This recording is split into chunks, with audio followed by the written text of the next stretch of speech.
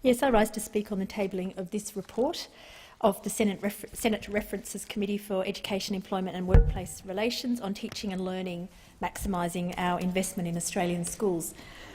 I participated in this inquiry as the Australian Greens spokesperson for schools and education, and I'd like to acknowledge the high quality of submissions received and the time given up by witnesses to the inquiry, despite the fact that, as I would have to acknowledge, there have been an inordinate number of inquiries into education and schools over the last 3 decades. But it is obviously a matter of enduring importance and concern to the Australian community, and there is still always work to be done and consideration to be given to emerging issues. I'd like to thank those who took the time to contribute their knowledge, their experience, their wisdom and indeed their passion, because one thing about the education area, most people have an opinion and many people have passions about Australia being able to do the best that it possibly can in this area. So we heard from educators, primary and secondary teachers, some who were relatively recently admitted to the profession and others who were retired and look back on a lifetime of experience. We heard from principals, teacher educators and other academics, non-government organisations and interested citizens, and they all reflected the fact that education is so important to us as a society. The recommendations of the report do reflect the constitutional reality that states and territories are primarily responsible for education, but also we know that the Commonwealth Government has become increasingly involved and assumed an increasingly important role both in education policy development and funding, and there is certainly a role for Commonwealth leadership and collaboration with the states and territories. It is a comprehensive report, so I'd just like to highlight 3 themes from the report that were of particular interest to me and encourage those who are interested to read the report.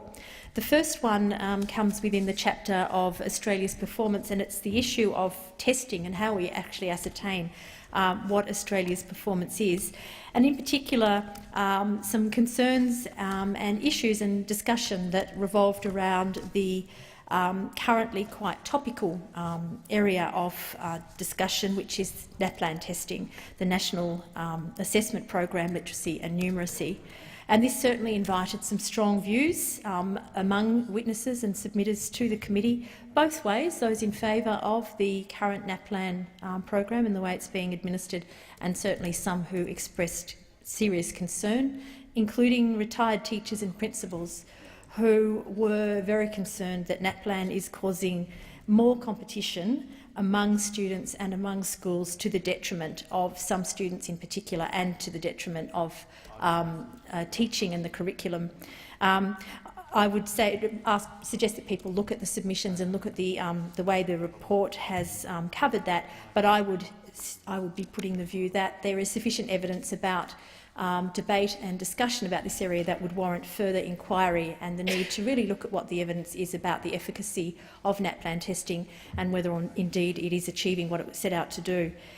The second aspect that I'd highlight is the relevance of various factors in student performance and achievement, but particularly socio-economic background in Australia in influencing educational outcomes. It's certainly not the only important factor in outcomes of Australian students at the moment, but there is no denying that it is an important factor, which has been, of course, recognised by PISA in their tests where they compare like countries in the OECD.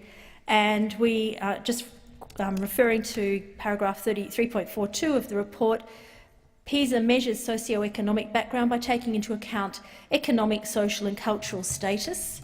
And across the 3 tests, the mean score for students from the highest socio-economic quartile in Australia was much higher than the other 3 quartiles. Indeed, the schooling gap was between 1 and 3 years, basically referable to the socio-economic band in which those students were located, and that was true of literacy and numeracy.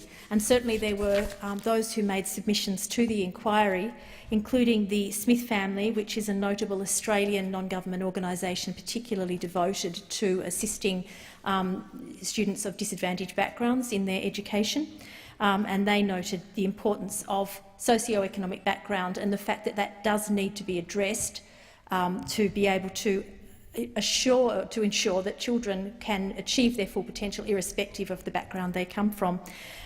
The Smith family in the report at 3.47 pointed out that if we do not address this discrepancy, this disparity in the achievement, and which is referable to socioeconomic background, it will certainly have consequences for the whole nation as well as each particular student. So it's not only inherently terribly unfair, but it also squanders the potential of those students to the benefit of all of us in the long run. The Smith family, and I quote, stated that the individual and collective impact of not addressing this situation is significant. Young people with poor educational outcomes are more likely to experience unemployment and poorer health outcomes and rely more heavily on income support payments. This creates additional economic and social costs for individuals and the community as a whole. And the third aspect that I would highlight is in relation to the training, support, retention and development of teachers. We understand just how pivotal, obviously, teachers are in our education system and in educational outcomes. There were some very interesting insights gained from the witnesses to the inquiry, and the recommendations reflect this, particularly highlighting the importance of mentoring for teachers, not only new teachers and pre-service teachers, but certainly in those years it's particularly important as they find their way in this profession that most of them have chosen with passion, but also the importance of having mentoring, support, collaboration and sufficient time to reflect and plan lessons even for more experienced teachers, and this is reflected in recommendation 19 of the report. A particular issue of concern to me in hearing the evidence before the inquiry was the incidence of casualisation in the teaching workforce. Even in the case of very experienced teachers, there was evidence that this leads to insecurity. They move, they meander, they move, they lurch in a sense from contract to contract. There's obviously economic consequences for them, but as well as that, it impedes a sense of security, continuity, really being able to put down long-term development in the school, knowing that they will be able to stay on there. It's unsettling, it undermines their confidence, and often means that professional development opportunities are not available equally to contract teachers as they are to permanent teachers. Certainly there was anecdotal evidence before the inquiry, but also in terms of my own visiting of schools throughout Australia, it's a constant refrain that I hear, not only from those teachers who are actually being employed on contracts, but by their peers, by principals who say, this teacher is wonderful, remarkable, we absolutely want to hang on to this person, but there's no guarantee from year to year that we will be able to, and it is in fact quite corrosive, I think, of confidence and security.